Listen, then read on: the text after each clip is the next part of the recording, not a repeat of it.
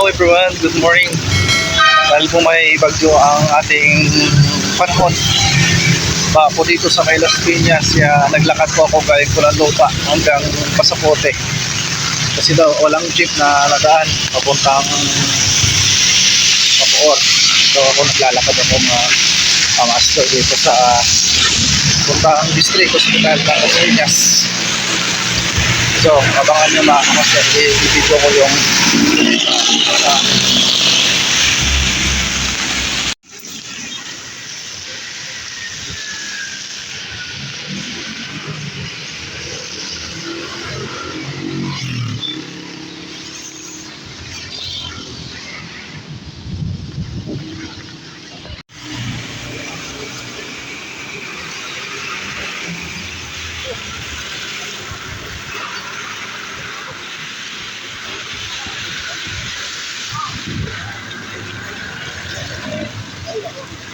madulas. Oo.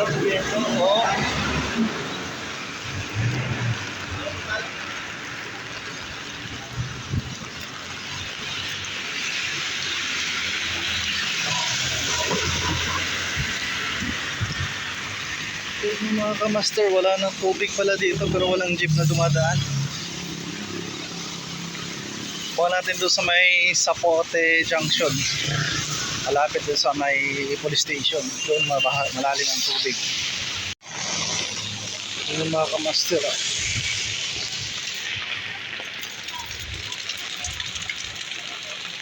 walang gaanong buhabay na jeep. Nagkalat mga basura sa gilid.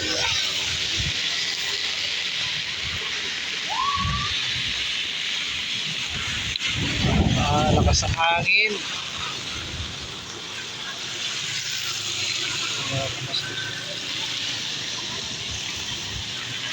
Ang daming basura sa gilid ng kalsada. Master, kaya ako naglakad para ma-video natin yung binaha dito sa Las Piñas.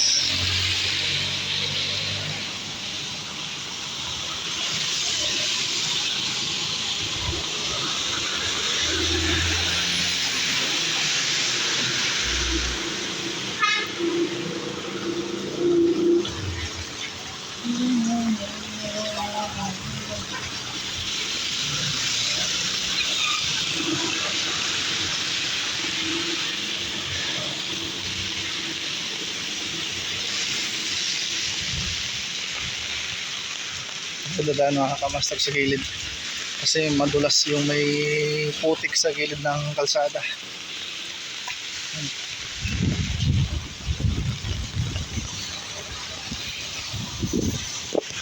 Oh, laki.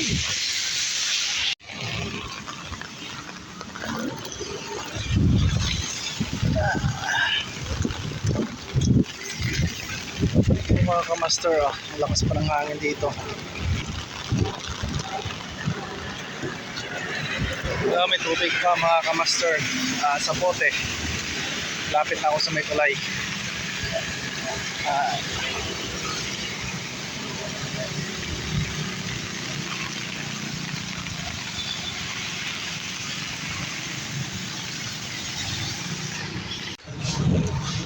So yun mga kamaster, dito pa yung shell na to. Yan, mas mababa na porsyon naglilinis sa dahil maputik ang kanilang site.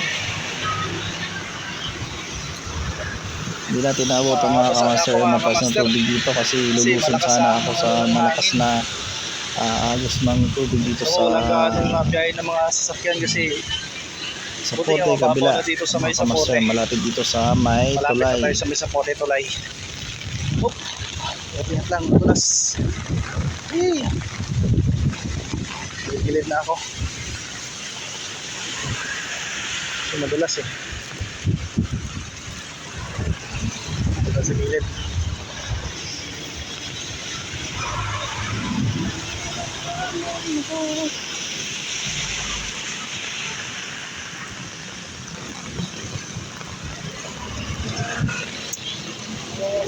Alam mo, maliligo ako ngayon sa tubig baha pero wala na rin palang baha. Nakakalusot na pala yung mga sasakyan.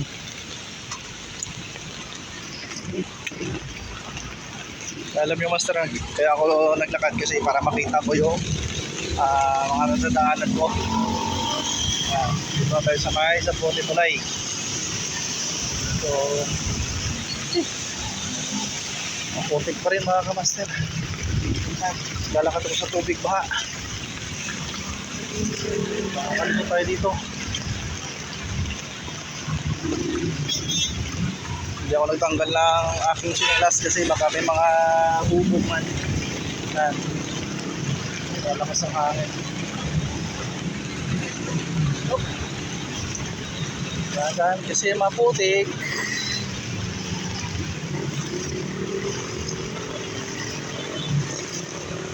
Ingat lang.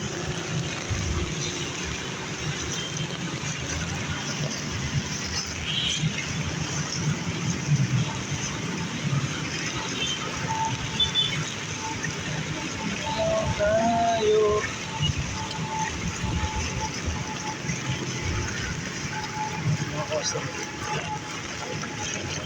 Hey.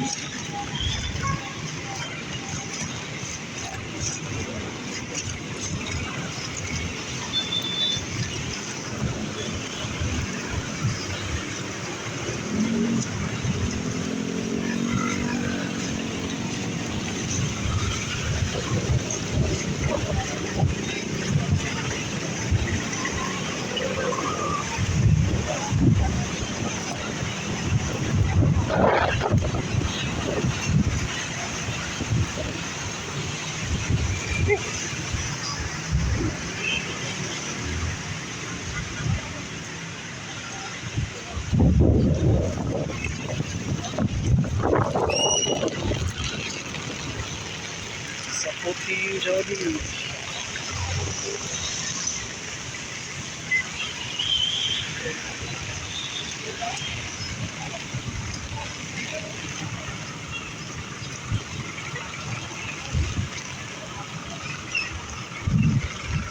Ingat lang.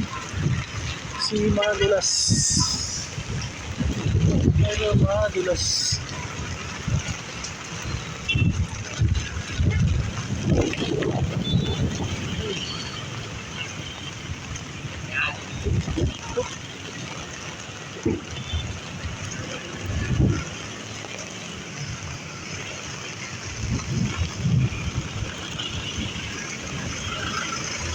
Yung mga kamaster maputik kaya di tayo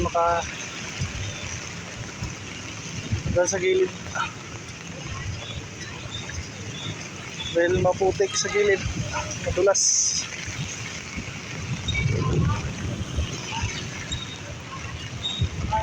Grabe yung mga kamaster.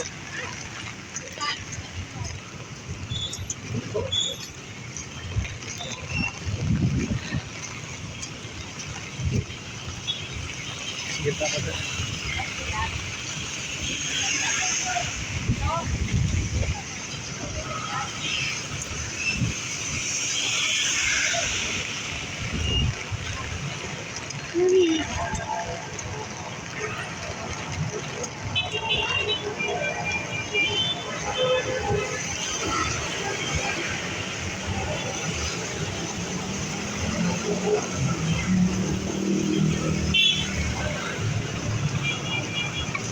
Uy, dandahan!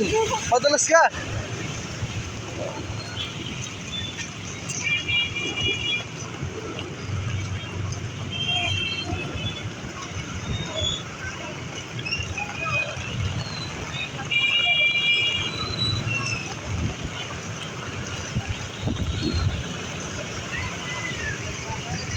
Grabe.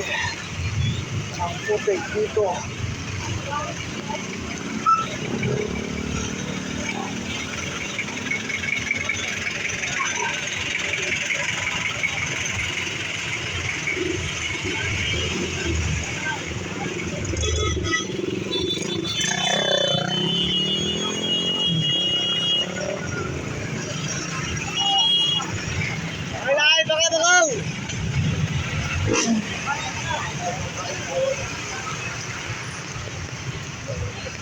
Traffic na.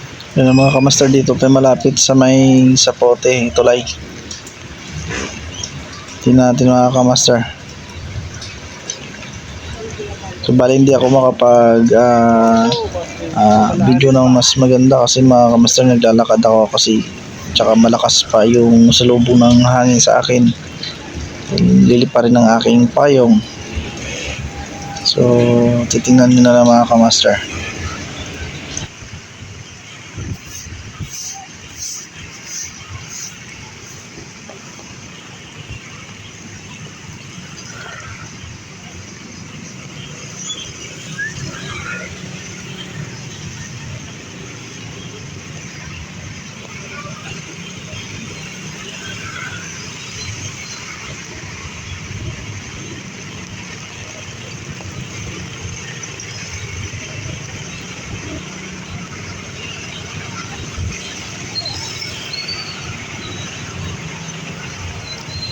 So yun na mga kamaster, dito na tayo sa may Tulay. Nagbibideo din si kuya kung ano sa traffic dito sa Tulay. So yun mga kamaster, dito tayo sa Tulay ng Sapote kabila. Yan. Traffic. Yan, titingnan nyo mga kamaster, mababa na yung tubig ng Tulay. Yan, wala na pong baha. Sapote Tulay. So dito mga kamaster, pag dito po sa may Las Piñas po, mabilis na naman po bumaba yung tubig. Pero biglaan din ang taas ng tubig dito mga kamaster. Wala pang isang oras o sa kalating oras wala na pong tubig dito. Yun nga lang po, kailangan ready na po talaga tayo pag sa tag-ulan, sobrang ulan kasi bigla lang tumataas ang tubig dito mga kamaster. So yung mga kamaster, dito naman ang problema sa kabila kasi halos nagkakasalubong-salubungan na naman yung mga motor at saka mga sasakyan, mga malalaki. So dito mga kamaster, sa gitna tayo dadaan. Hanap tayo ng mga magandang madadaanan kahit masikip. So iba dito mga kamaster, halos naglakad na lang din kasi sobrang traffic talaga. Tingnan nyo mga kamaster, halos 3 sasakyan na sa isang sasakupin na yung isang daanan, parang gagawin na nilang one way. Tingnan nyo mga kamaster, kaya so nagkakasalubong-salubong yung mga motor. Yung iba natrap na sa gitna dahil hindi na sila makalusot. So hanap tayo mga kamaster ng mga madadaanan natin.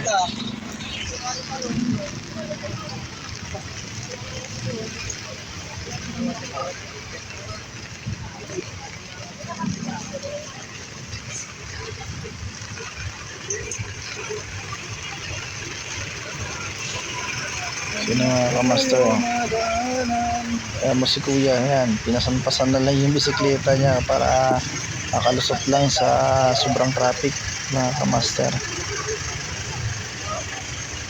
Ito ang mahirap sa mga motorista pag hindi sila nagbibigayan ng daan.